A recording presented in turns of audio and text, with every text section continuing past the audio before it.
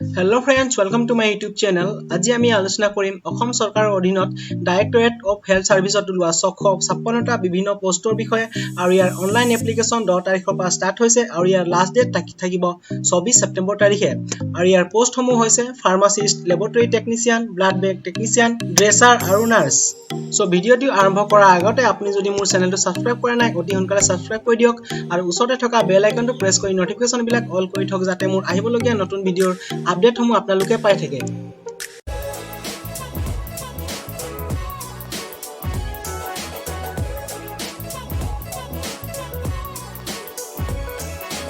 So friends, सरकारी notification खन মই আপোনালোকক দেখাই দিছো। এই নটিফিকেশনৰ লিংক মই ভিডিওৰ ডেসক্ৰিপচনত দি দিম, আপোনালোকে তাৰ পৰা ডাউনলোড কৰি নটিফিকেশনখন ভালদৰে চাই ল'ব পাৰিব। So friends, এই গ্ৰেড 3 টেকনিক্যাল পোষ্ট সমূহৰ পোষ্টিং অসমৰ 10খন ডিস্ট্ৰিক্ট হস্পিটেলত আৰু 3খন সাব ডিভিজনেল হস্পিটেলত কৰা হ'ব। এতিয়া আমি চাওঁ পোষ্ট সমূহৰ বিষয়ে। ইয়াত প্ৰথম পোষ্টটো আপোনালোকে দেখি পাইছে ফাৰ্মাসিষ্ট আৰু ফাৰ্মাসিষ্টৰ কাৰণে সৰ্বমুঠ পোষ্ট আছে 55টা।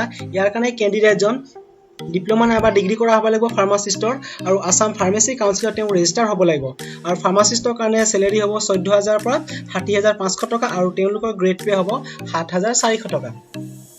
তাৰপাছত আমি চাওঁ দ্বিতীয় পোষ্টটো হৈছে ষ্টাফ নাৰ্ছৰ কাৰণে সৰ্বমুঠ পোষ্ট আছে 498টা আৰু ইয়াৰ কাৰণে ক্যান্ডিডেটজন জিএনএম নাইবা বিএসসি নাৰ্ছিং কৰা হ'ব লাগিব আৰু আসাম নাৰ্ছ মিডৱাইজ আৰু হেল্থ ভিজিটৰত তেওঁ ৰেজিষ্টাৰ হ'ব লাগিব আৰু ষ্টাফ নাৰ্ছৰ কাৰণে স্যালাৰি হ'ব 14000 পৰা 60500 টকা আৰু তেওঁলোকৰ গ্ৰেড পে হ'ব 6800 টকা। তাৰপাছত তৃতীয় পোষ্টটো আপোনালোকে দেখি পাইছে ল্যাবৰেটৰী টেকনিচিয়ানৰ কাৰণে সৰ্বমুঠ পোষ্ট আছে 77টা আৰু ইয়াৰ কাৰণে ক্যান্ডিডেটজন হাই সেকেন্ডাৰী কমপ্লিট কৰা হ'ব লাগিব নাইবা ডিপ্লোমা নাইবা সাৰ্টিফিকেট থাকিব লাগিব ল্যাবৰেটৰী টেকনিচিয়ানৰ আৰু তেওঁলোকৰ স্যালাৰি হ'ব 14000 পৰা 60500 টকা আৰু গ্ৰেড পে থাকিব 6200 টকা।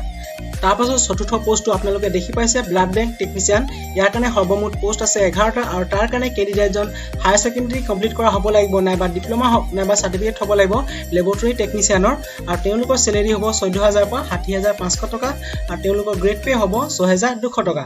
তাৰপাছত পঞ্চম পোষ্টটো আপোনালোকে দেখি পাইছে ড্ৰেছাৰ কাৰণে সৰ্বমুঠ পোষ্ট আছে 15টা আৰু তাৰ কাৰণে ক্যান্ডিডেটজন হাই সেকেন্ডাৰী কমপ্লিট হ'ব লাগিব আৰু 3 বছৰ সেম ফিল্ডৰ তেওঁ ড্ৰেছিংৰ এক্সপেৰিয়েন্স থাকিব লাগিব আৰু ড্ৰেছাৰৰ কাৰণে স্যালাৰি হ'ব 14000 পৰা 60500 টকা আৰু গ্ৰেড পে থাকিব 5000 টকা। তাৰপাছত ফ্ৰেন্ডছ আমি চাওঁ এই 656টা পোষ্টৰ কাৰণে ক্যান্ডিডেটজনৰ বয়স কিমান হ'ব লাগিব। তেওঁলোকৰ 2020 চনৰ 1 জানুৱাৰীলৈকে মিনিমাম বয়স হ'ব লাগিব 18 বছৰ আৰু ম্যাক্সিমাম বয়স হ'ব লাগিব 40 বছৰ। যদি ক্যান্ডিডেট গৰাকী ওবিসি ক্যাটেগৰী হয় তেতিয়াহলে 3 বছৰ ৰিলেক্সেশন পাব আৰু যদি ক্যান্ডিডেট গৰাকী এসসি এসটি এসটিএস ক্যাটেগৰী হয় তেতিয়াহলে 5 বছৰ ৰিলেক্সেশন পাব। তাৰপাছত ফ্ৰেন্ডছ আমি চাওঁ সিলেকশন প্ৰসেস আৰু এক্সামৰ বিষয়ে। আপোনালোকৰ OMR বেস্ট হ'ব 100 মাৰ্কছৰ আৰু তাৰ পাছত আপোনালোকৰ স্কিল টেষ্ট আৰু এপ্টিটিউডৰ কাৰণে যেটো 25 মাৰ্ক হয় তাৰ কাৰণে আপোনালোকক তালে মতা হ'ব আৰু দুইটা মিলাই 125 মাৰ্ক যেটো হয় তাৰ আপোনালোকৰ মেৰিট লিষ্ট তৈয়াৰ কৰা হ'ব। অলৰাইট ফ্ৰেন্ডছ, এতিয়া আমি চাওঁ আপোনালোকে অনলাইন এপ্লাই কেনেদৰে কৰিব। ভিডিও ডেসক্ৰিপচনত মই লিংক প্ৰভাইড কৰি দিম, আপোনালোকে সেই লিংকত ক্লিক কৰিব আৰু সেই লিংকত ক্লিক কৰাৰ পাছত এই পেজটো খোল খাব। আপোনালোকে পেজৰ ইন্টাৰফেসটো এনেদৰে দেখি পাইছে। তাৰ পাছত ফ্ৰেন্ডছ ইয়াত আপোনালোকে দেখি পাইছে এপ্লিকেশন ফৰ্ম, আপোনালোকে এপ্লিকেশন ফৰ্মত ক্লিক কৰিব। তাৰ পাছত ফ্ৰেন্ডছ নেক্সট পেজটো খোল খাব। আপোনালোকে নেক্সট পেজটো ইয়াত ইন্টাৰফেসটো দেখি পাইছে এনেধৰণে। ইয়াত কিছুমান ইনস্ট্ৰাকচন মেনশন কৰা আছে, আপোনালোকে সেই ইনস্ট্ৰাকচনখিনি ভালদৰে পঢ়ি ল'ব। ফ্ৰেন্ডছ আপোনালোকে 4 নম্বৰ দেখি পাইছে যে আপোনালোকৰ ডকুমেন্টখিনি জেপিজি আৰু জেপিজি ফৰমেটত আপলোড হ'ব লাগিব আৰু তাৰ সাইজ হ'ব লাগিব 200 KB আৰু তাৰ হাইট থাকিব লাগিব 500 পিক্সেলৰ পৰা 800 পিক্সেল আৰু তাৰ ওৱাইড হ'ব লাগিব 400 পিক্সেলৰ পৰা 600 পিক্সেল। তাৰ পাছত ফ্ৰেন্ডছ আপোনালোকৰ যদি পাছপোৰ্ট সাইজৰ ফটোগ্ৰাফৰ কথা কোৱা যায় তেতিয়াহলে তাৰ ফটোগ্ৰাফৰ আপোনাৰ সাইজ হ'ব লাগিব 35 KB আৰু তাৰ হাইট হ'ব লাগিব 250 পিক্সেলৰ পৰা 320 পিক্সেল আৰু ওৱাইড হ'ব লাগিব 150 পিক্সেলৰ পৰা 220 পিক্সেল।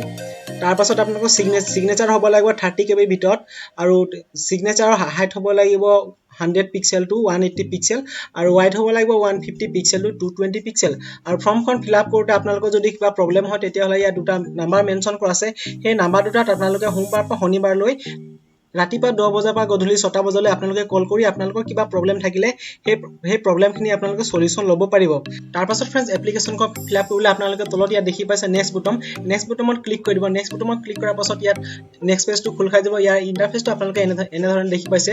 তাৰ পাছত ইয়াত দেখি পাইছে পোষ্টাই, ইয়াত আপোনালোকে ক্লিক কৰি দিব। ইয়াত ক্লিক কৰাৰ পাছত আপোনালোকে দুটা অপচন দেখি পাব, এটা হৈছে টেকনিক্যাল আৰু দ্বিতীয়টো হৈছে নন টেকনিক্যাল। যেহেতু আমি টেকনিক্যালৰ বিষয়ে আলোচনা কৰিছিলো আপোনালোকে টেকনিক্যালত ক্লিক কৰি দিব। টেকনিক্যালত ক্লিক কৰাৰ পাছত যিসমূহ পোষ্ট ওলাইছিলে pharmacist, staff nurse, laboratory technician, blood bank technician আৰু ড্ৰেছাৰ। তাৰে ভিতৰত আপুনি যোনটো পোষ্টত এপ্লাই কৰিব বিচাৰে তাত আপুনি ক্লিক কৰি দিব আৰু ক্লিক কৰাৰ পাছত আপোনালোকে সাবমিট বুটামত ক্লিক কৰিব।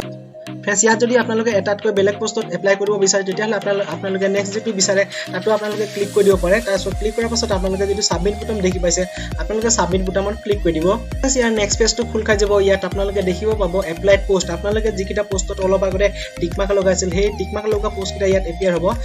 তাৰ পাছত আপোনালোকে ইয়াৰ ইণ্টাৰফেচটো এনেধৰণে দেখি পাব। মই স্ক্ৰল কৰি তলফালে দেখুৱাই দিছোঁ।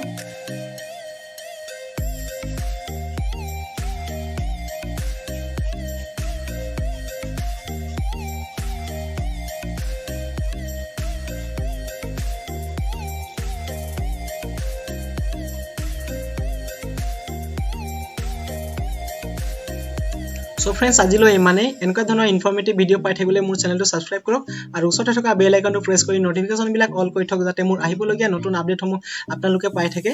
তো আজিলৈ ইমানেই। Thank U.